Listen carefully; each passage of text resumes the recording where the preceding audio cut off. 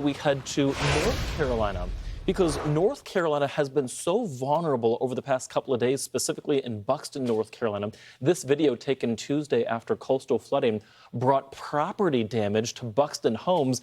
They clean up and made preparations for a powerful nor'easter that's hitting the eastern seaboard right now. And this is exactly where we find Fox Weather's Katie Byrne, who's really been in Buxton all week long. And Katie, it is rainy, it is windy, and those homes behind you, we are so concerned for them. Yeah, a lot of people who live here are concerned for those homes as well, Michael. We've got this nor'easter on top of a week of king tides.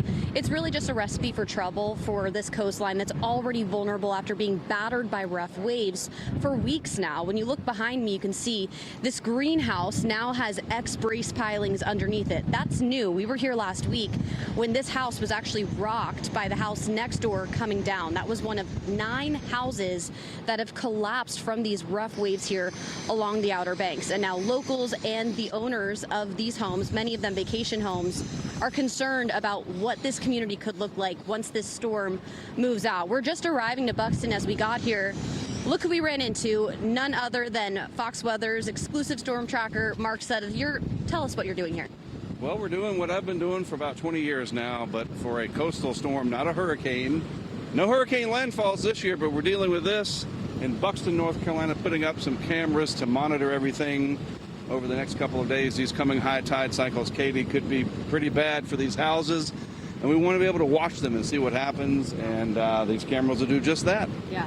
I'm sure a lot of the owners of these homes may be interested in seeing this. Right. They're watching from afar and they really can't look away. This is a place where they made memories, and now it's possible that they're the next to go. It is. And the other thing too is when we're done, the time lapse from these could be useful to coastal engineers. I'll share it with my colleagues at UNC Wilmington, and we can see the process. We know the result. We've seen that. Robert Ray's been out here covering it extensively. We've seen all the damage.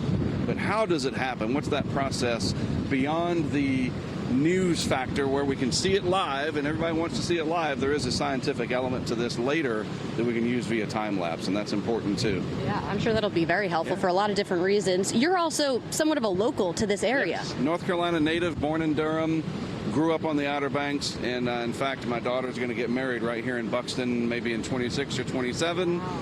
As far as we know. And so yes, we are all very much North Carolina family here, and so this is important to me more than just a job. My memories are out here with my family, and for 3 generations really, and so there's a lot to this more than just work. It's important. So it's got a personal it is. That's touch. A good way to put it. It's personal, and personal to all the people that have been out here over the decades as well, and that's why hopefully at the end we can learn something from this while also covering an important news event.